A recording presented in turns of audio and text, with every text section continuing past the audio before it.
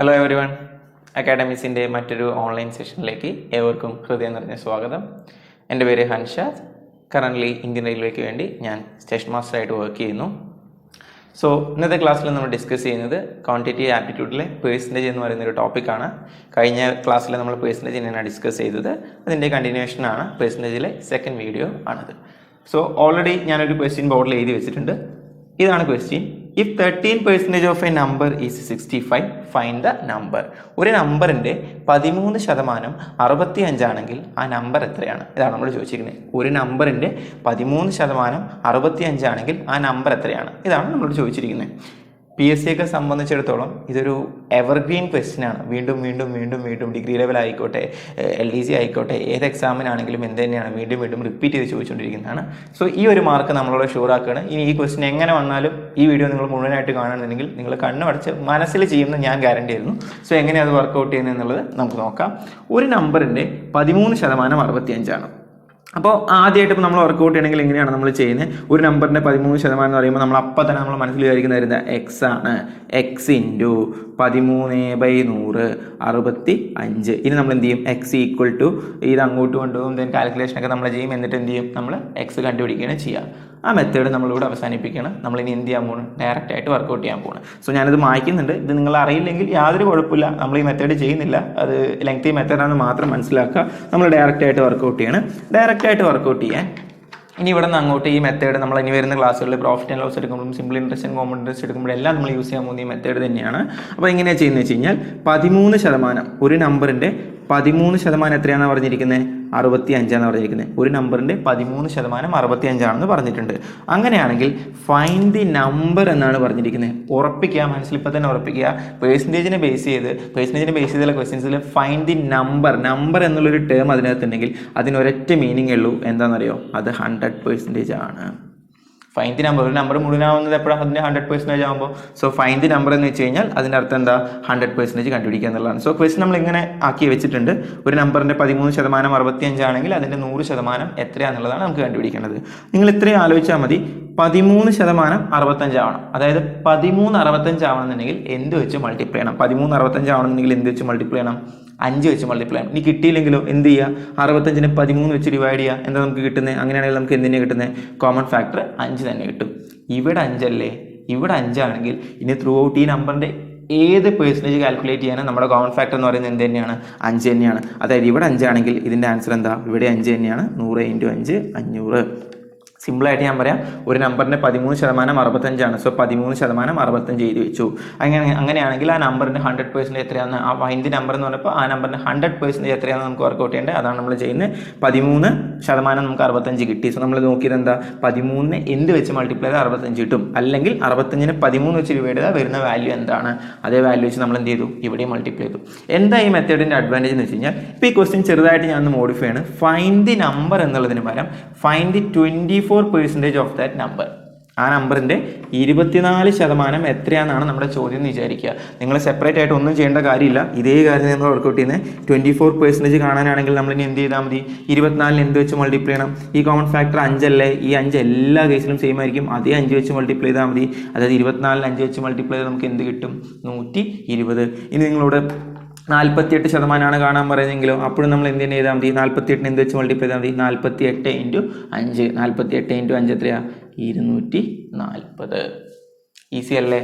ഇതിൻ്റെ അഡ്വാൻറ്റേജ് എന്താണെന്നുള്ളത് നമുക്ക് പറയാം. ഇതിൻ്റെ അഡ്വാൻറ്റേജസ് ഇനി നമുക്ക് ഒരു ക്വസ്റ്റ്യൻ കൂടി ഡിസ്കസ് ചെയ്യുമ്പോൾ നിങ്ങൾക്ക് ക്ലിയർ ആവും. ഇപ്പോൾ നമ്മൾ പറഞ്ഞ കാര്യം ഇതായിരുന്നു. ഇമ്പോർട്ടൻറ്റ് ക്വസ്റ്റ്യൻ ആണ്. ഒരു നമ്പറിൻ്റെ 13% 65 ആണെങ്കിൽ ആ നമ്പർ എത്രയാണെന്നുള്ളത് കണ്ടുപിടിക്കാൻ പറഞ്ഞു. അത് നമ്മൾ പഠിച്ചു. ഒപ്പം തന്നെ നമ്മൾ ക്വസ്റ്റ്യൻ ഒന്ന് റീഫ്രെയിം ചെയ്ത്, if 13% of a number is 65, then find the 24% of that number, അല്ലെങ്കിൽ then find the 36% of that number, അല്ലെങ്കിൽ then find the 48% of that number എന്ന് പറഞ്ഞാലും അതെങ്ങനെയാണ് വർക്കൗട്ട് ചെയ്യേണ്ടതെന്നുള്ളത് നമ്മൾ പഠിച്ചു. ഇനി നമ്മൾ വേറൊരു ഈ മെത്തേഡിൻ്റെ തന്നെ ചെറിയൊരു അഡ്വാൻസ് ലെവലിലോട്ട് പോവാണ്. അതായത് ഇപ്പം ഇങ്ങനെയാണ് ക്വസ്റ്റ്യൻ വിചാരിക്കുക.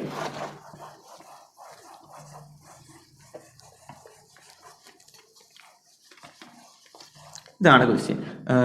ഒരു നമ്പറിൻ്റെ 24% എന്ന് പറയുന്നത് 96 ആണ്.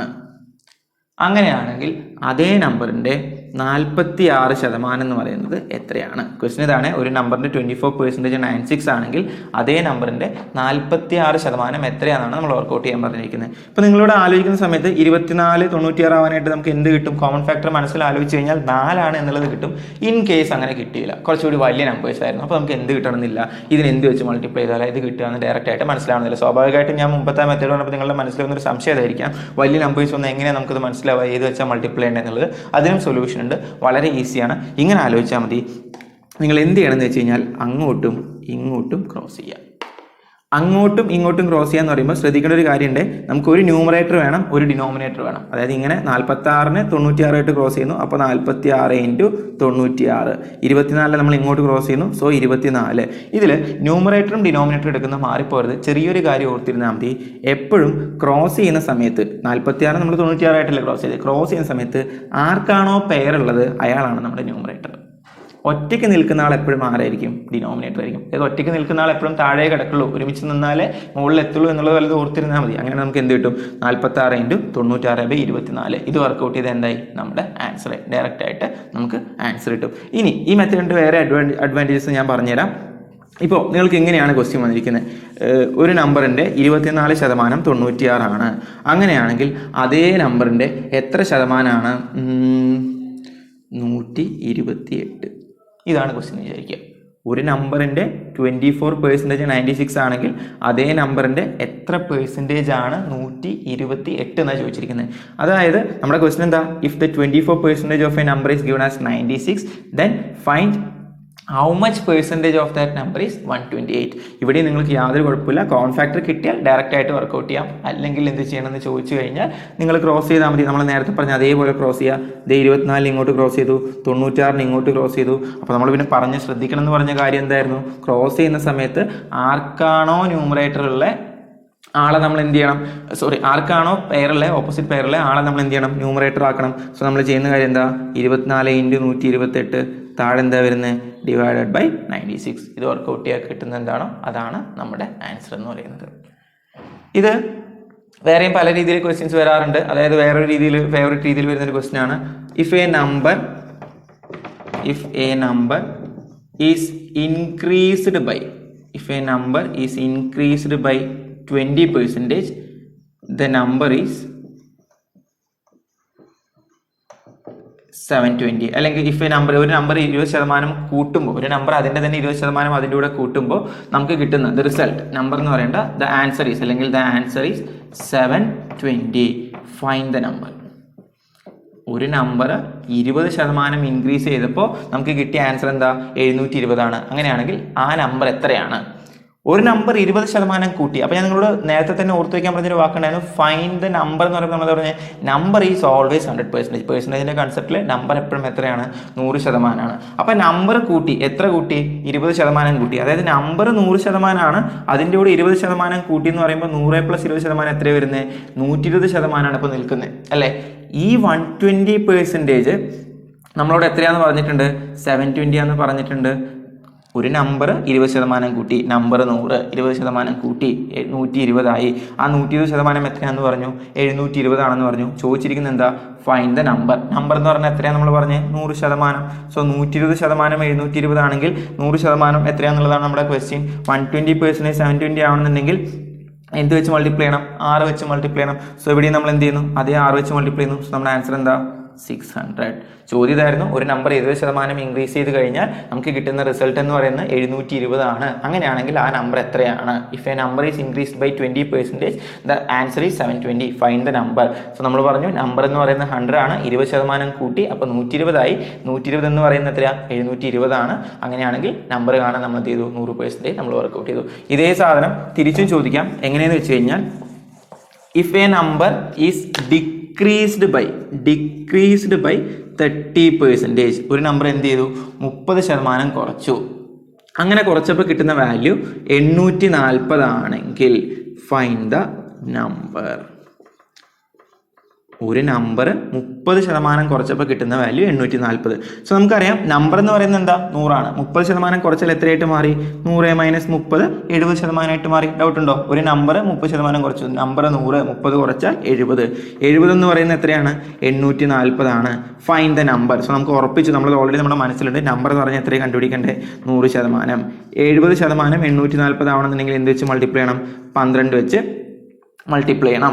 സോ ഇതേ 12 വെച്ച് നമ്മൾ ഇവിടെ മൾട്ടിപ്ലൈ ചെയ്യുന്നു. നമ്മുടെ ആൻസർ എന്താ 1200.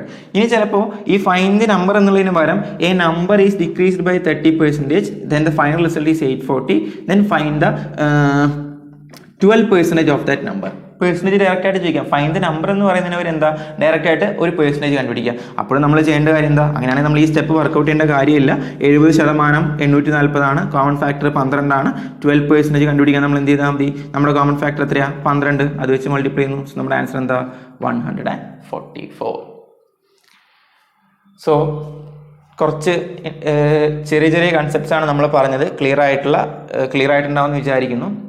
എങ്ങനെ തരികട പരിപാടികളിലൂടെ ആൻസറിലോട്ട് എത്താം, സിമ്പിളായിട്ട് മനസ്സിൽ ചെയ്യാൻ നമ്മൾ പറഞ്ഞ് നിങ്ങൾക്ക് പിന്നെ ഈസി ആയിട്ട് മനസ്സിൽ ചെയ്യാൻ പറ്റുന്ന ആലോചിക്കുക. ഒരു നമ്പറിന് 30% 90. ഫൈൻഡ് ദി നമ്പർ എന്ന് പറഞ്ഞാൽ നിങ്ങൾ എന്താ ആലോചിക്കുന്നത്? 30% 90. So common factor 3. അങ്ങനെയാണെങ്കിൽ ഫൈൻഡ് ദി നമ്പർ എന്ന് പറഞ്ഞാൽ ഞാൻ കാണേണ്ടത് 100%. അപ്പോൾ 100 × 3 300. മനസ്സിലല്ലേ ചെയ്യുന്നത്? ആ നമ്പറിന് 40% കണ്ടുപിടിക്കുക. 40 × 3 120. ആ നമ്പറിന് 120% കണ്ടുപിടിക്കുക. 120 × 3 360. അങ്ങനെ നമുക്ക് എന്ത് ചെയ്യാൻ പറ്റും?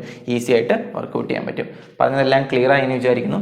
എന്തെങ്കിലും ഡൗട്ട്സ് ഉണ്ടെങ്കിൽ നിങ്ങൾ കമൻറ്റ് സെക്ഷനിൽ ഇടാവുന്നതാണ്. എത്രയും പെട്ടെന്ന് തന്നെ ഞാനത് ക്ലിയർ ചെയ്ത് തരുന്നതാണ്.